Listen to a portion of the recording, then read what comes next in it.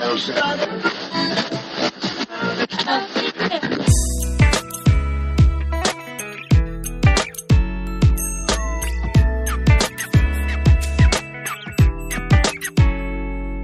everybody, and welcome to the Pre-Accident Podcast.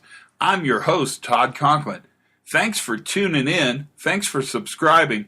Thanks for being a part of it. I really appreciate that you're taking the time to listen to this and download them. So let's talk a little bit before we get started about something that I think is really important.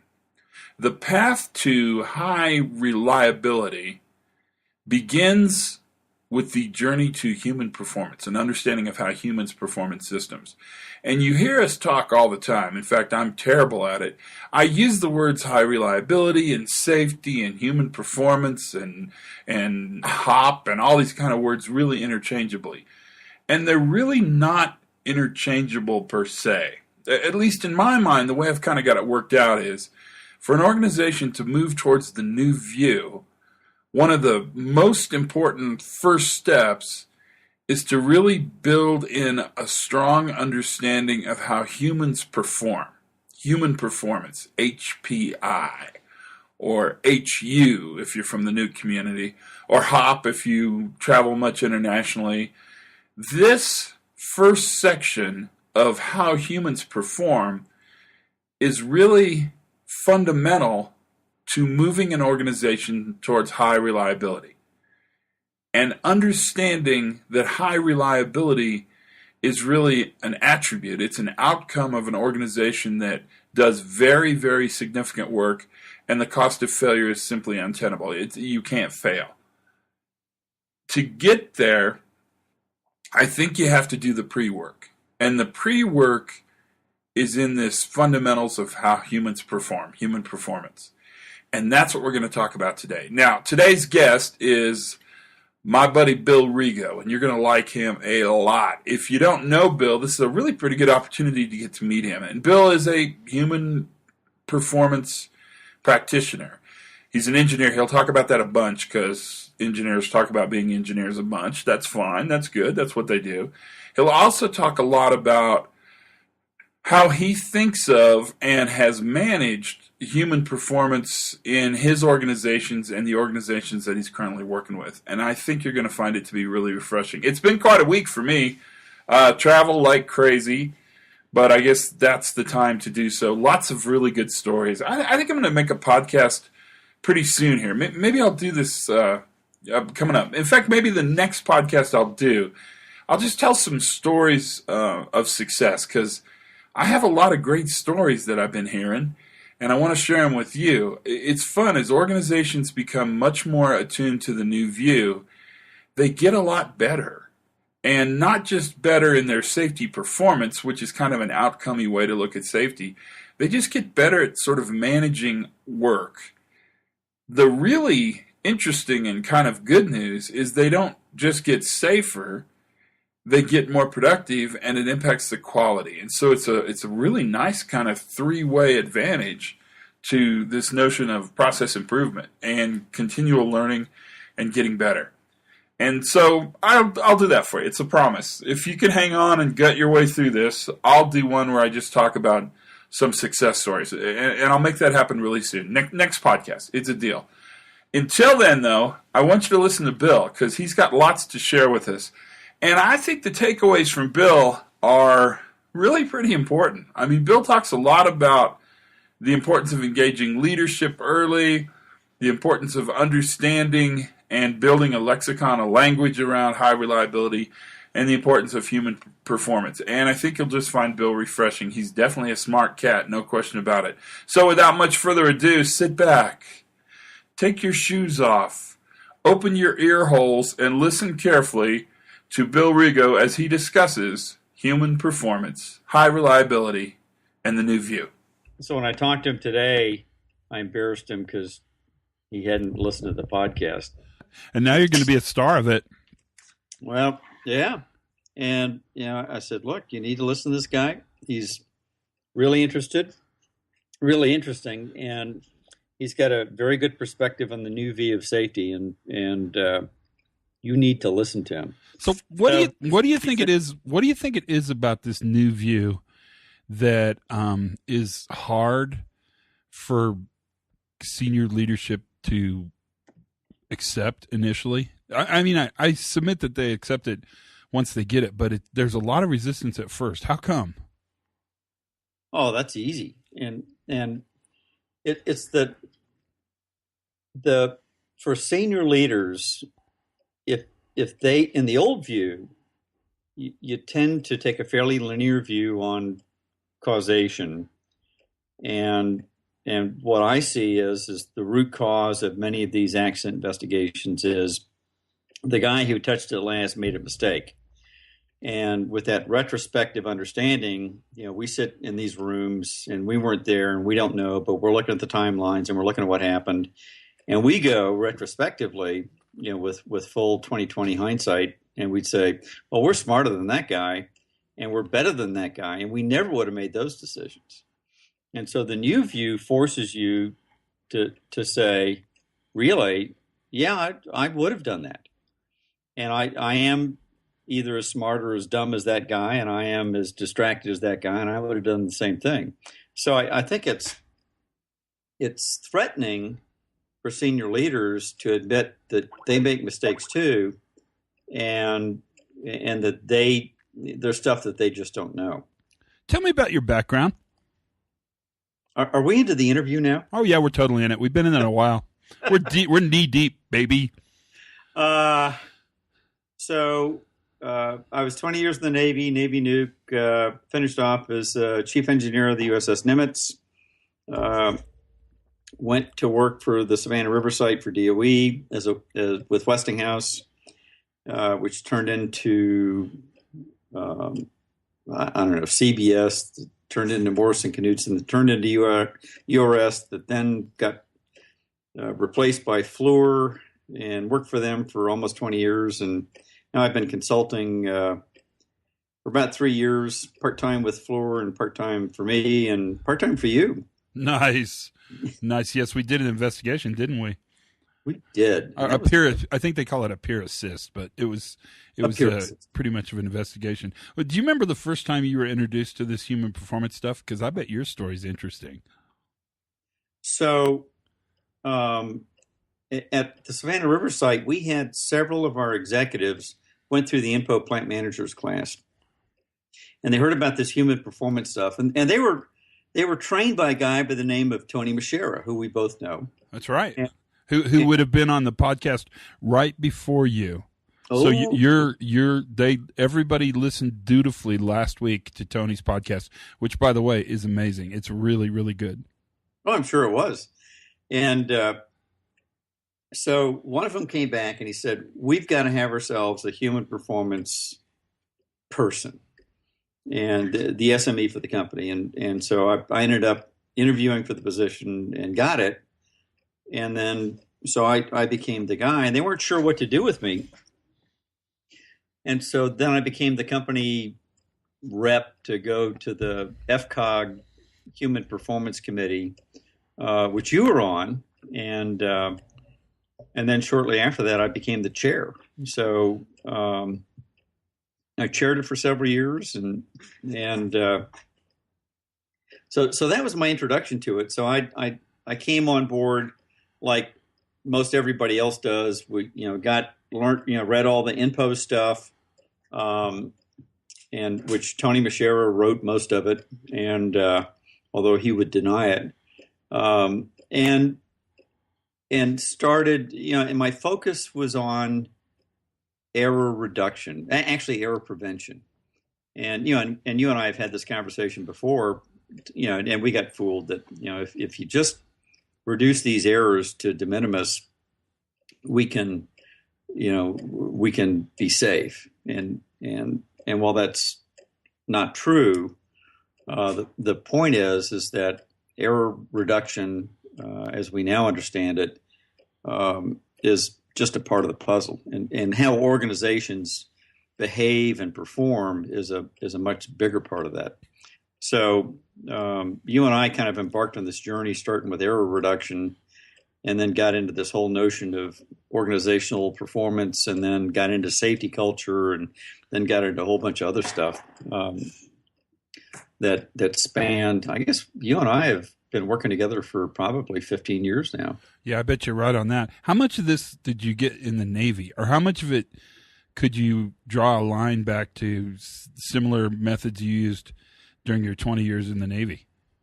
So it all connected, and so when I went through this stuff, and read the Info Human Performance Manual and started reading, Reason and Decker and Shine and all those guys, I realized that what I was doing in the nuclear Navy was human performance, but we didn't call it that. We called it disciplined operations, and the nuclear Navy is very different from the rest of the Navy, and it's very different from the military.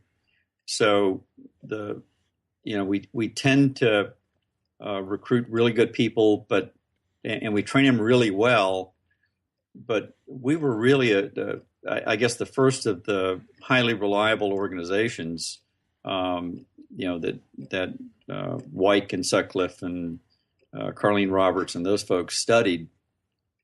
And while they looked at the flight decks, the same high reliability organizations existed down in the engine rooms. So when I looked at human performance from the info perspective and looked at it from my company's perspective, it directly related to what we were living day to day in the Navy and the nuclear program. That's remarkable. How would you define a highly reliable organization?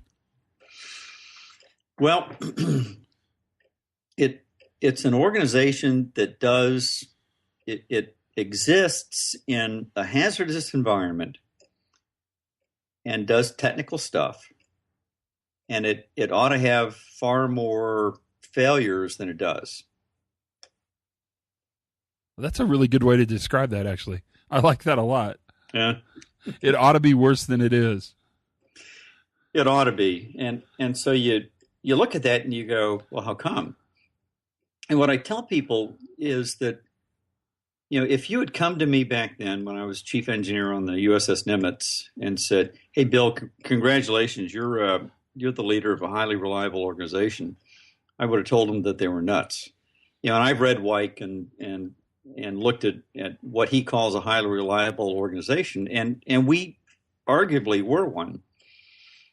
But I never would have acknowledged that at the time. And the reason was because we were focused on the little failures that we knew, would if we didn't take care of them, would kill us. And so we didn't believe that we were as good as we were. We were really humble about it. And we just weren't sure that what we thought was going on was what was really going on. And so we were constantly focusing on the work as it was being done. Now, I think that's really important. You just said something really important. Highly reliable organizations never would know they're highly reliable because they always believe they're fixated on the fact that they're always failing, or always in the process of failing, I guess. Right. And we're fixated on the next failure, really. And that's what scares me about the attributes of a highly reliable organization. And this happens all the time is they read Wyke's 5 attributes and they say, and now we are that. We are, I'm fixated with weak signals, right? Right. But a good, reliable organization never believes they're a good, reliable organization. They're constantly fixated on the fact that they may not be as reliable as they think they are. Right, and that was my experience. I was totally focused on, how can we do better? Because what we're doing today isn't good enough. That's remarkable. Now so I consider you a master trainer. Probably one of the very well. No, I do. I know. I'm not sure I'm the standard of that, but I mean, you're one of the best, really HRO human performance new view trainers in the world. You're certainly. I mean, you're top 3, if not number 1 in the United States. How come? Why? Well, I don't believe that, number one. Well, I'm not sure there's a real list. I'm making all this crap up. You know I think that, you right? are. But the, I think it's because, I don't think I'm as good as I am. I'm constantly reading. I'm constantly looking at other ways of telling stories. And in fact, I tell stories more than I teach. And I think that's important. And I also think, because my audience tends to be technical people, and the fact that I'm an engineer um, tends to lend credence to what I have to say. So I think, the person who gets up in front of an audience, number one, has to be, I think, technically trained or educated. Oh, I would push you on that, and I guess I might as well. That's why we're talking. Yeah. I actually think it's more than technically. I mean, I agree with you completely. They need to have a technical expertise, by Yep. that big T technical. I also think to be successful, to be at the caliber you're at, you have to have a depth of knowledge in your technical field and a depth of knowledge in sort of the new view. And it's that mutual depth of knowledge that I think makes you a powerful force. Well, the what's interesting, and we've talked about this in the past, the while I'm an engineer and I look at people who are really good at this stuff, Tony Machera, Ralph Soul, Bill Corcoran is another one. Yeah, absolutely. When I Absolutely. look at these people, they're not your typical engineers.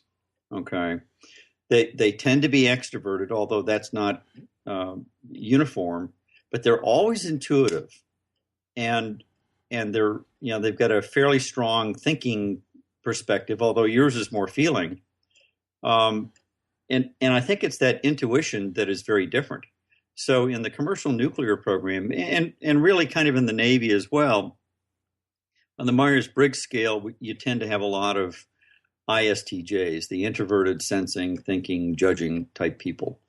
In our field, people tend to have a high factor of intuition, and so by that, and I used to think I just thought differently, and I do, but the intuitives, well, the ISTJs see what they see, and that's all that they see, and they base their decisions on what they see.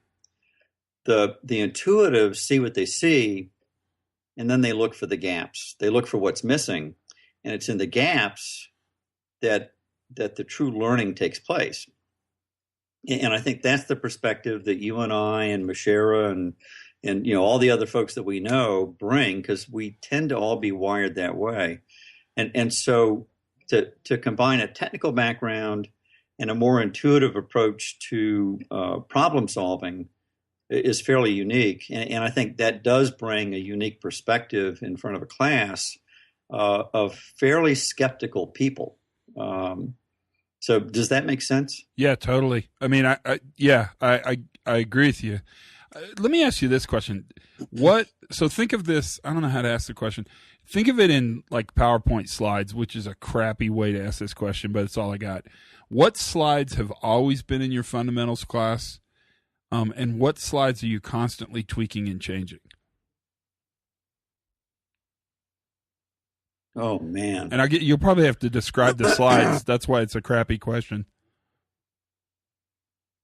So geez. I'm going through a curriculum review right now, and so I'm filled with data. The slides that I always use is I look at the anatomy of the event, because that's a fairly good way to describe how events happen. I always look at this notion of drift and accumulation, and work is imagined and work is done, which is a very powerful slide.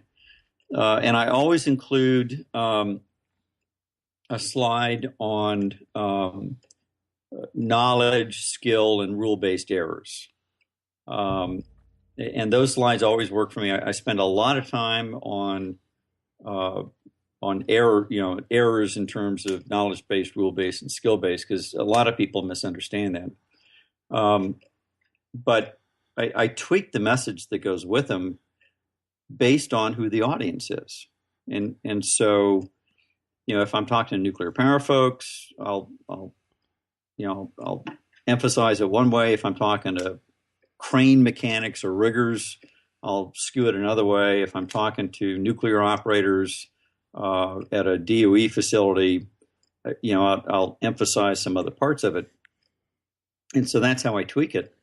I always start a class with the counting game, which I learned from you, and which several of us have done throughout our classes, and that sets us up to really understand, this notion of how cultures begin, how work is really done, the importance of management, setting up systems, and then gets us going to set us up through the class. And it also is a nice physical exercise for folks who are coming in expecting one thing and they get something else. Yeah, it definitely sends a signal that this is going to be a little different. So that works well. And it always is. Yeah, it is. It's always different. That's for sure. What's new? What's the newest slide you just added? Or what are you adding since you're in the middle of a curricula review? I'm trying to integrate Kahneman's System 1 and System 2 thinking into some of my slides. And so I read Kahneman's book, on that subject, which is kind of his grand opus at the end of his life. And it was a difficult read for me, but the thinking fast and thinking slow makes perfect sense. And the way that I illustrate that, and we've talked about this again, is I'll get two people from the audience and I'll start walking in a circle on the stage. And I'll have the first person recite the alphabet from A to Z. And then, and they do it really, really well. And then I'll have the second person recite the alphabet from Z to A. So is this also a drunk check? Well, usually it's before lunch. Okay, so no. Okay, good. So no. And what invariably happens is the person that's doing it from Z to A stops walking because they have to think about it. And it's a perfect example, I think, of showing the audience, here's what Systems 1 thinking looks like, and here's what System 2 thinking looks like. And so when we start getting into why do bad things happen because people weren't thinking, it's because we didn't allow them to slow down to think in the first place when they're faced with an anomaly. And of course, in the HRO thoughts, with Wyke and Sutcliffe, we're supposed to be sensitive to faint signals. And it's those faint signals that really should put you into System 2 thinking. And so I use that as an introduction into if I'm talking about HRO, to look at within HRO, when do you need to be in System 1 thinking and when do you need to be in System 2 thinking? So that's kind of where I'm going right now, and I'm not all the way there yet, but it's a work in progress. But I think it's important because I think I think managers believe, certainly proximally and retrospectively after an event happens, that the worker should have thought their way out of this problem. And I really think that's a dangerous and pretty naive way to respond to an event, but I hear it all the time. Yeah. And I think we give, sharp end workers too much credit for free will, for actually making informed choices. And, I make the same mistake myself. And, I come into accident investigations and I see what happened and I go, well, I know exactly what happened. And of course I'm wrong. But this notion that people have free will all the time is wrong. And so when they make these types of mistakes, they're doing what they've always done. They miss the anomaly, and went right on through it. It's kind of like when you're talking on a cell phone while you're driving and you miss a red light and you end up going through a red light and have a wreck.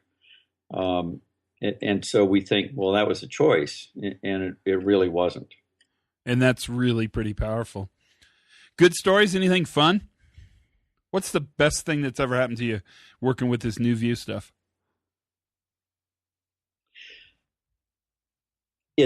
I think it's when a couple of things. One is when we're doing accident investigations, and we get this glimmer of understanding from the person who touched it last, who readily admits that they screwed up and it was all their fault and they were the root cause. And then they begin to understand that while they were wrong and they won't do it again, they were set up for failure. And so it's that, when I see that in the middle of an investigation, that light bulb going on, that's really powerful. And the other thing is when I'm teaching and I have people argue with me, which I love. Me too. And so it's the people that argue with you that go back and they go read this stuff and they come back to you and they become your biggest converts.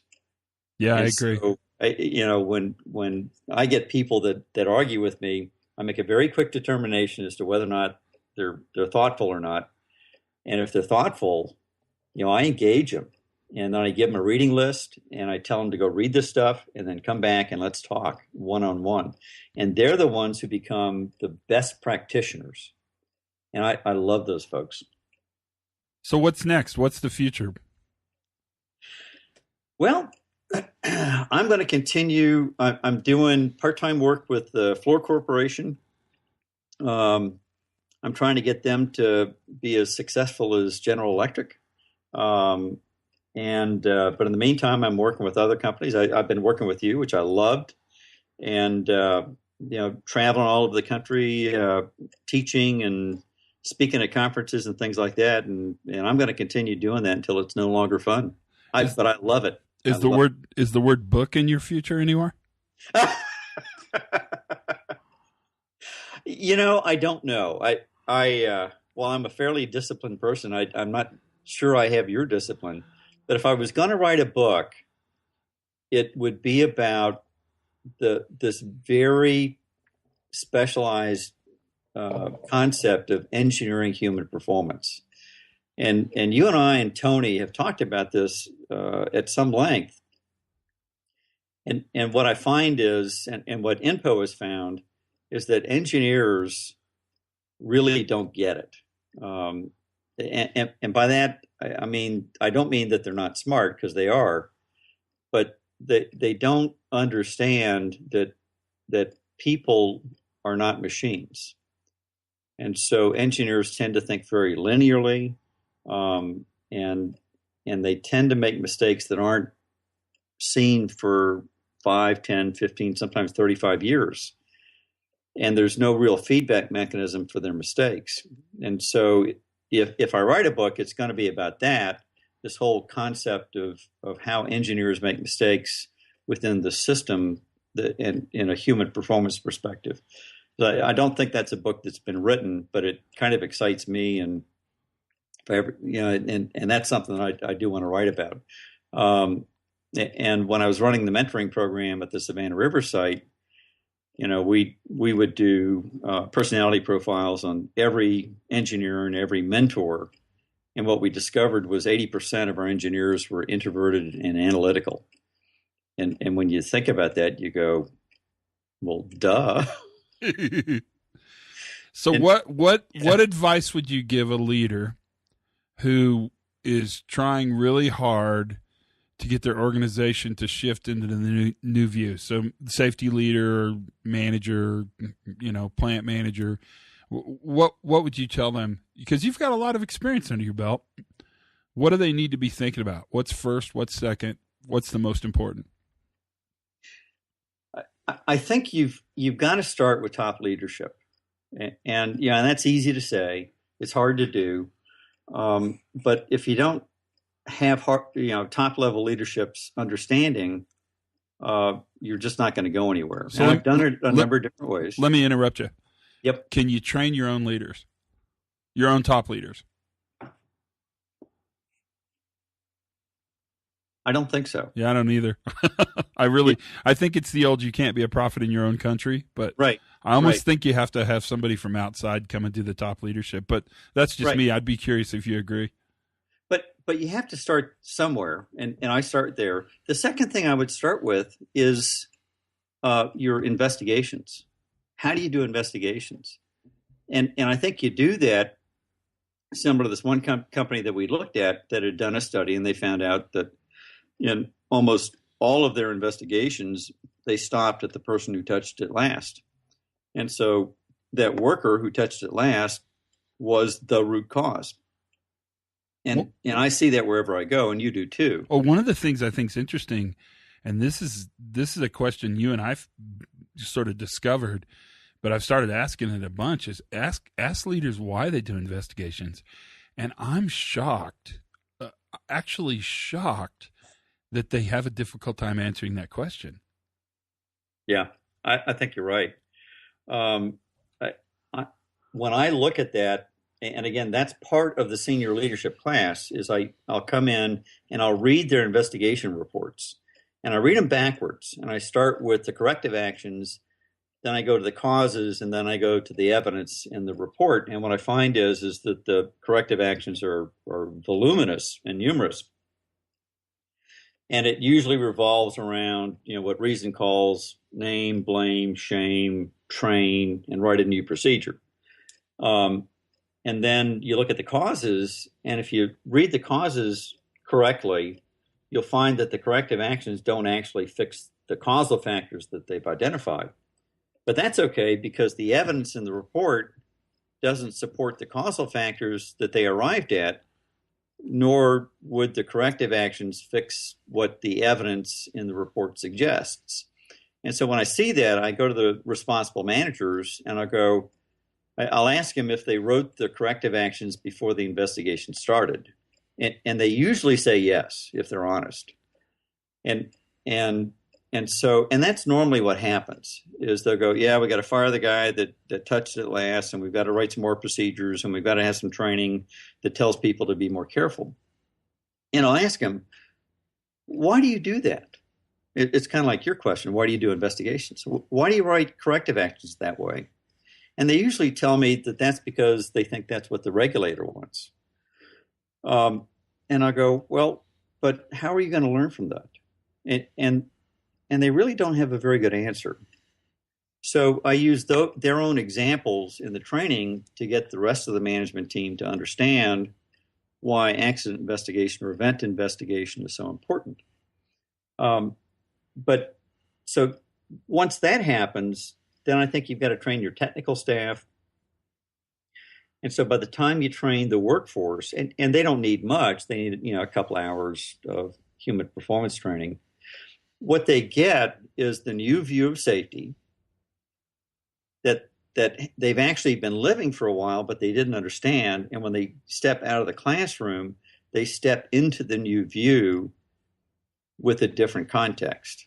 And so that's how I think I do it, is senior leadership, change the way you do investigations, train your technical staff, and then train your workforce, and then start doing learning teams, which we've been talking about for years, so that you can understand how work actually gets done and how to really do it better. Sounds perfect. Did we cover it? Anything we missed? Oh, we missed a bunch of stuff, but yeah. We don't have time. That's right. Thanks for your time, man. You were amazing. Thank you, Todd, as always. Life-changing. So there you have it, podcast listeners and listenettes. That's the fabulous and amazing Bill Rigot. Bill's great. He is super fun to talk to. And quite honestly, I'm really proud we got it, kind of jammed into 30 minutes. We're really at about 34 minutes. Sorry, I'm a little long. But Bill's got lots to say, and that's good. Bill has a lot of knowledge. He's technically incredibly competent. The engineering background he brings to a conversation makes a huge difference. But you know what Bill's got the most of? Experience. Hard knocks, scabs and scrapes. He's actually done this. He's drug organizations through this journey many times and many different people. That experience, I think, really pays. In fact, I kind of think in many ways that's the key to understanding and diffusing these new view ideas. It's been a great podcast. Thank you for your time. Thanks for listening. Tell your friends. Subscribe. That seems to make some kind of difference. And as always, keep learning, have fun, and for goodness sakes, be safe.